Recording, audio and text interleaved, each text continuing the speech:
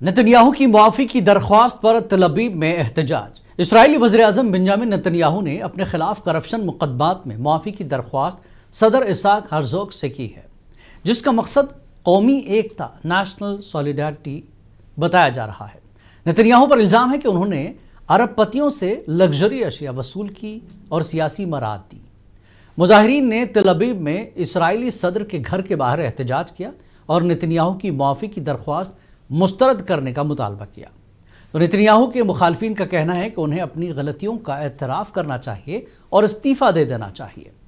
तो ये सूरत हाल इसराइल में सियासी बहरान को मज़ीद बढ़ा सकती है और सवालात भी उठ रहे हैं कि नेतन्याहू का गज़ा के ख़िलाफ़ फ़ौजी मनसूबा कामयाब होगा या नहीं।